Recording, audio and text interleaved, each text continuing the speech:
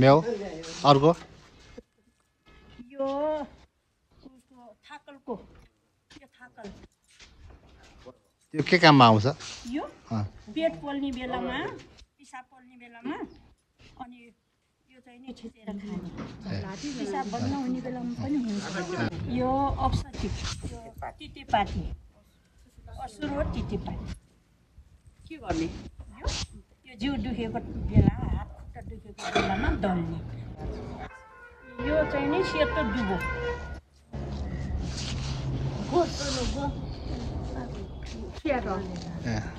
के काम गर्छ त्यसले यो जनै खटिरोलाई यो घोटेर लगाउने शीतल हजुर यो चाहिँ अस्ति हामी यही रेडियो प्रोग्राम गरेर चाहिँ अब हामीले पनि केही बोट बिरुवाहरू लगाउनु पर्छ भनेर हाम्रो सबै महिला दिदीबहिनीहरूको आवाज आएको भएर हामी चाहिँ खोकनामा फिल्ड भिजिट गर्न गएको थियौँ अनि त्यहाँबाट बोट बिरुवा ल्याएर चाहिँ हामीले सबैले चाहिँ लगायौँ यो चाहिँ मेरो घरमा लगाएको अहिले फुलेको भएर मैले चाहिँ ल्याएको यो चाहिँ अब स्ट्रेस म्यानेजमेन्टको लागि हुन्छ अनि प्रेसर सुगरको लागि पनि हुन्छ अनि निन्दा लागेन भने यसको चिया खाँदाखेरि निन्दा लाग्छ भन्ने कुरा थाहा पायौँ खैता बस्ती र म यो महिला समूहको चाहिँ तर्फबाट र मेरो व्यक्तिगत तर्फबाट सम्पूर्ण प्रतिनिधित्व गर्नेहरू दुःख गर्ने कष्ट गर्नेहरूलाई मेरो 10 औँला जोडी नमस्कार छ सम्झना मिसको नाम लिन्छु म साथै उहाँले गर्दाखेरि पनि अहिले हाम्रो यो ठाउँ चाहिँ पहिला कस्तो थियो भने 2 जना व्यक्ति उभिएर बसेको ठाउँमा नचिने मान्छे कोही नौलो आयो भने कि पर सरेर पछाडि हट्ने ठाउँ आज आएर 30 वर्ष होइन अति थोरै होला यो प्रौढ कक्षा सञ्चालन भएको हाम्रो जापानिजको हाम्रो अब काजीराज सरले अघि नै भनिसक्नुभयो उहाँले भने जस्तै त्यो कार्यक्रम आएदेखि त्यसमा चाहिँ समावेश हुँदा अहिले आएर महिलाहरू यति जागरुक भएको छ कि आज आएर यो 10-12 वर्षको अन्तरालमा यो आफ्नै रेठानी जडीबुटीबाट चाहिँ हामी चाहिँ कार्यक्रम गर्छु हामी यो काम गर्छु अब किसान काम गर्नेलाई खेती छैन अब काम पनि छैन रोजगार नभइकन हामी बिना आर्थिक बिना त जिउन त गाह्रै हुन्छ भनेर महिलाहरूले यसरी चाहिँ प्रस्ताव राखेको भएको हुनाले हामीले आज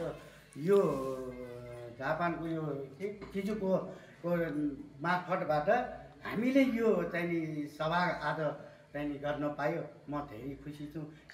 So do you remember Barakari 2009?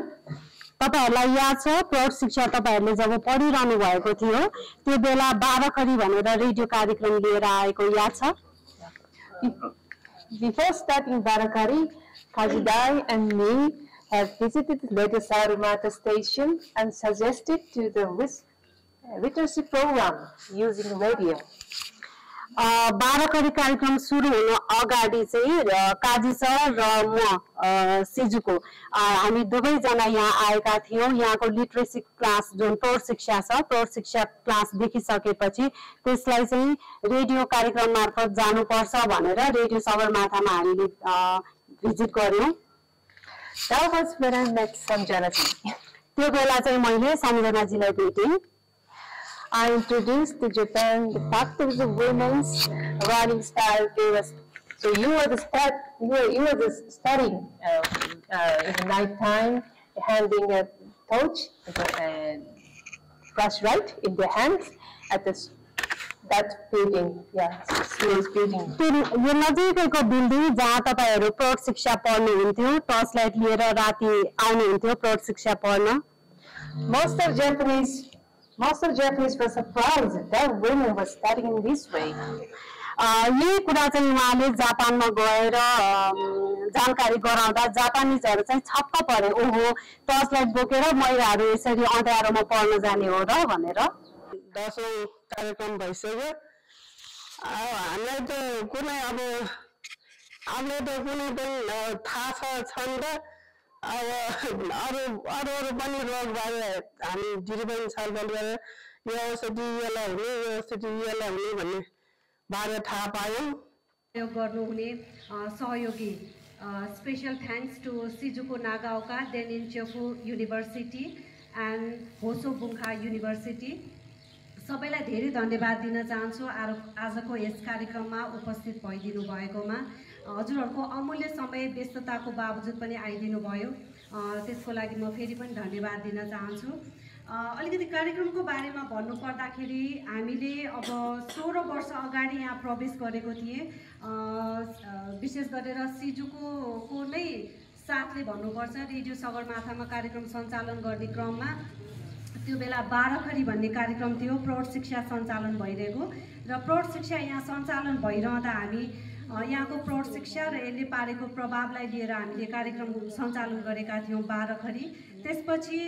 भूकम्पपछि घर भत्कियो, घर भत्किसकेपछि घर बनाउने जुन समस्या लिएर बसिरहनु भएको थियो खोइचा समुदाय, र त्यो बेला हामीले फेरि घर बनाउनको लागि के पहल गर्न सकिन्छ भनेर रेडियो कार्यक्रम मार्फत हामीले बुङमती आवाज भनेर कार्यक्रम ल्यायौँ।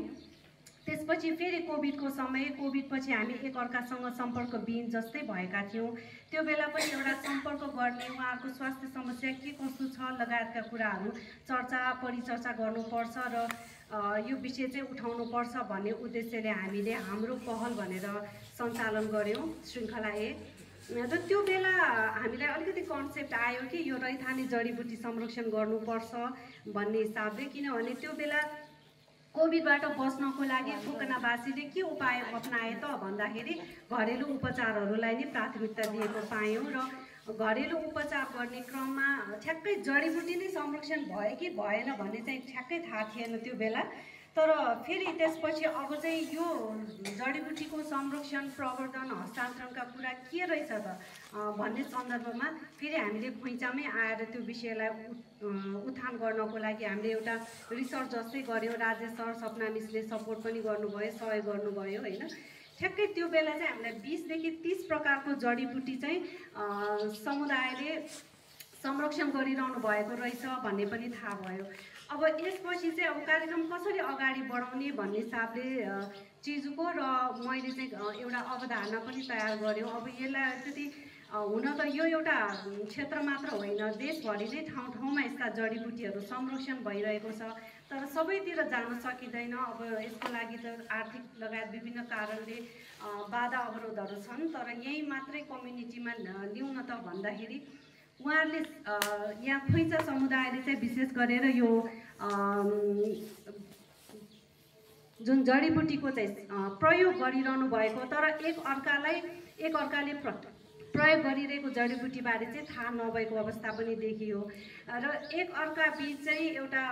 कम्युनिकेसन सञ्चार पनि होस्, एकअर्का बीच चाहिँ समन्वय पनि होस् भन्ने उद्देश्यले हामीले यो कार्यक्रम सुरु गऱ्यौँ।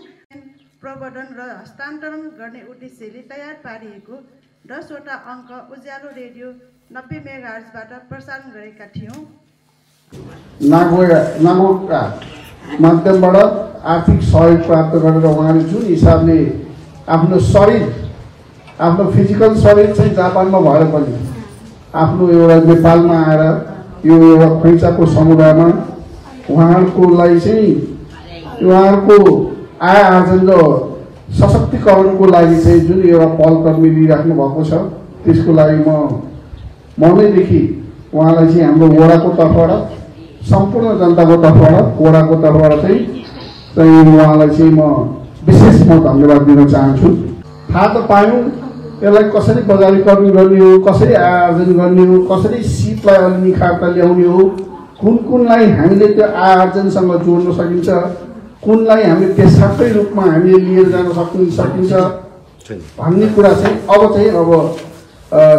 चाहिँ आयो सतहमा आइसकेपछि अब यसलाई हामीले बजारमा यसको अवस्था के छ, अनि बजारमा कुन त्यो हामीले यस्ता औषधिहरूलाई चाहिँ हामीले चाहिँ आर्जनसँग जोडेर लिएर जान सकिन्छ त भन्ने कुरा चाहिँ अहिले महत्त्वपूर्ण छ। त्यो ज्ञानलाई तपाईँले सिपलाई चाहिँ बाहिर तपाईँले बजारीकरण गरेर कुनै मार्फतको अर्काको खल्तीबाट किन्न लगाएर तपाईँले नाफा गर्न सक्यो भने त्यो उपलब्धिमूलक भयो, नभए चाहिँ त्यो कुनै पनि कार्यक्रमको केही मतलब हुँदैन। जानियो सकियो, ल यो छ भन्यो, ल यो छ तर त्यसको लागि त्यसले चाहिँ केही पनि पैसा कमाउँदैन भने त्यो कुनै पनि काम गर्नु तपाईँले टिक्न सक्दैन। अहिले सहयोग गरेको हातहरूले तपाईँलाई चाहिँ यहाँसम्म ल्याइदियो, अब कार्यक्रम समापन हुन साथै त्यो सकियो अहिले हो पहिला 10 वर्ष अगाडि फलाना आएर यस्तो भने हो अब चाहिँ होइन अब त बिर्स्यो भन्न थाल्छ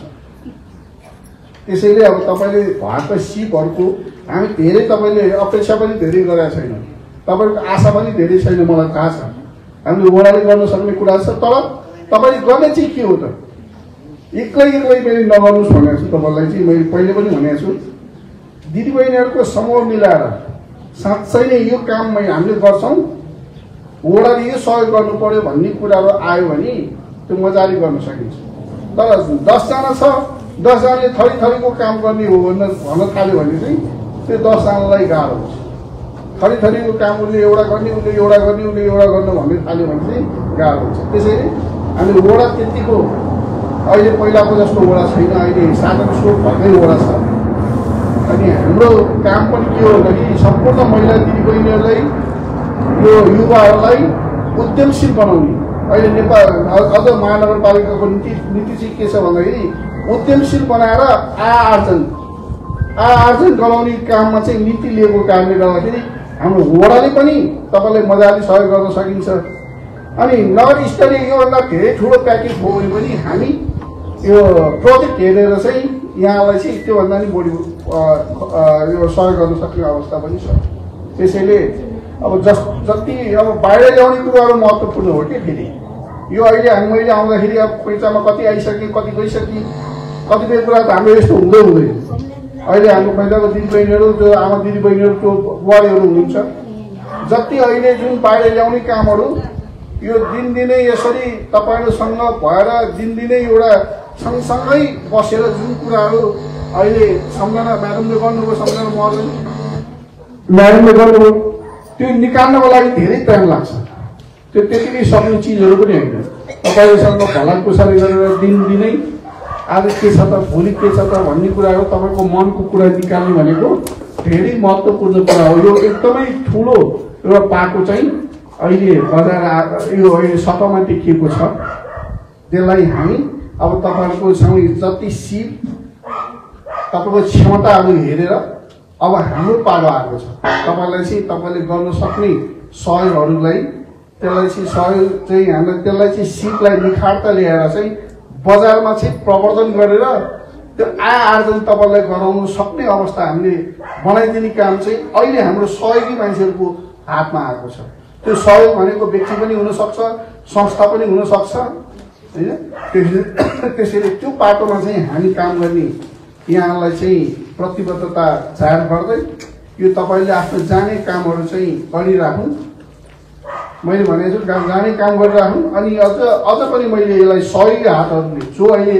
उहाँहरू चाहिँ वडासम्म आउन नसक्ने समूहहरूलाई चाहिँ यहाँले चाहिँ जुन बाहिर निकाल्ने प्रयत्न गर्नुभएको छ अब मलाई एउटा सहयोग चाहिँ के गर्नुपर्छ भन्दाखेरि उहाँको सिप के सिपहरू छ उहाँले के गर्दाखेरि वडाले चाहिँ अहिले राम्रो गर्न सकिने अवस्था छ त कुन आर्थिक सहयोग चाहिने हो कि ट्रेनिङ चाहिने हो कि अनि जस्तो अहिले स्पेसिफिक भएर योजनाहरू चाहिँ अहिले वडासम्म ल्याएर चाहिँ अब हाम्रो सही समय पनि हुन लाग्छ अहिले जस्तो अहिले हाम्रो असार भनेको असार 10 भनेको स्थानीय तहको बजेटको सेसन हुन्छ अब बजेटको सेसन हुने बेलामा चाहिँ यहाँले चाहिँ प्रोजेक्ट वाइजै हामीलाई चाहिँ यो गर्छौँ भनेर एउटा प्रोग्राम माग्दियो भने कार्यक्रम सहितको एउटा चाहिँ त्यो माग पत्र हामीसँग आइपुग्यो भने त्यो प्रोग्रामलाई नै हामी त्यसलाई त्यही नाम राखेर जुन चाहिँ बस्तीलाई भनेर हामी पैसा छुट्याउन सकिने अवस्था हुन्छ त्यसको लागि मलाई सहयोग गरिदिनु हुनुको लागि म अनुरोध गर्दै मेरो आफ्नो भनाइ टुङ्ग्याउन चाहन्छु। हस्त धन्यवाद।